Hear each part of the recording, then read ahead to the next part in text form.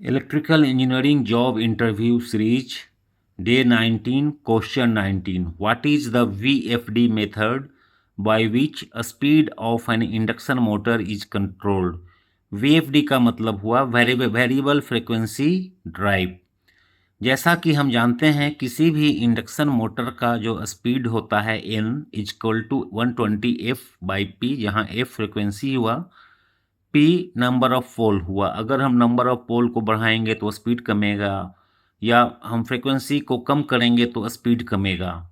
लेकिन सिर्फ हम फ्रीक्वेंसी को कम करेंगे तो कोर सैचुरेट होगा, मोटर का टॉर्क इम्पैक्ट होगा।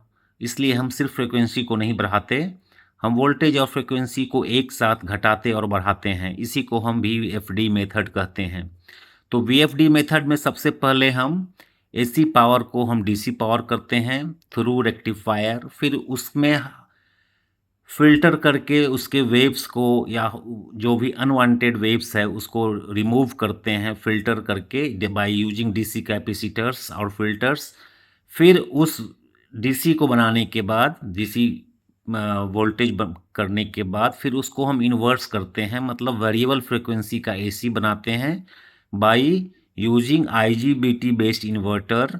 और फिर जो हमें वेरिएबल फ्रिक्वेंसी और वेरिएबल आउटपुट वोल्टेज मिला उसको हम मोटर में एक साथ फीड करते हैं और मोटर का स्पीड कंट्रोल करते हैं। मोटर को हम जितना स्पीड पे चाहें उतना स्पीड पे रोटेट करते हैं। तो हम एक साथ फ्रिक्वेंसी और वोल्टेज को वेरी करते हैं ताकि मेरा कोर सैचुरेट ना करे और मोटर का टॉर्क मेंटेन रहे। VFD के क्या फ़ायदे हैं?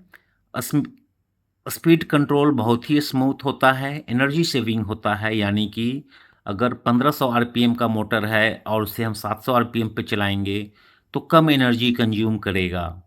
मोटर का स्टार्टिंग करंट भी कम जाता है। जैसा कि हम जानते हैं किसी भी इंडक्शन मोटर में स्टार्टिंग करंट 5 to 6 टाइम्स होता है, लेकिन हम इसमें जब हम VFD अप्लाई करके मोटर को चलाएंगे तो स्टार्टिंग करंट उतना नहीं रहेगा, काफ़ी कम जाता है। और जब स्टार्टिंग करंट कम हो जाता है तो मोटर पर जर्क नहीं पड़ता, उसका इंसुलेशन ओवर स्ट्रेस नहीं होता, जिससे कि मोटर का लाइफ बढ़ जाता है और मोटर का वियर एंड टीयर बेयरिंग पे भी इम्पैक्ट अच्छा पड़ता और जिससे उसका भी लाइफ बढ़ता, यानी मैकेनिकल स्ट्रेस को भी यह समाप्त करता है। सो summarising above, as we know that a speed of any induction motor N is equal to 120F/P, where F is the frequency, P is the number of pole. So in VFD method, we change both voltage and frequency simultaneously so that the flux in the motor remains same to avoid the core saturations and to maintain the torque. So in VFD method, first AC power is converted into DC power by rectifier, and then with the use of filter the waves are smoothened, and further this DC is converted into variable frequency AC by using IGBT based inverter, and this output supplies variable voltage and variable frequencies feed to the motor to get the variable speed in motor. So in VFD, both frequency and voltage are varied proportionally to avoid saturations, core saturations, and to maintain motor torque. The main advantage of VFD is the speed control is very smooth.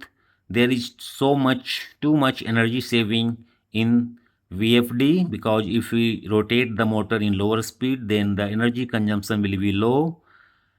It reduces the motor starting current. As we know that in any induction motor, starting current is 5 to 6 times. But in this case, we can reduce the starting current to a very low value. So there is a not a big jerk to induction motor when we start through VFD. So the motor life gets extended and it reduces the mechanical stress. So these are the advantages of the VFD. Thank you.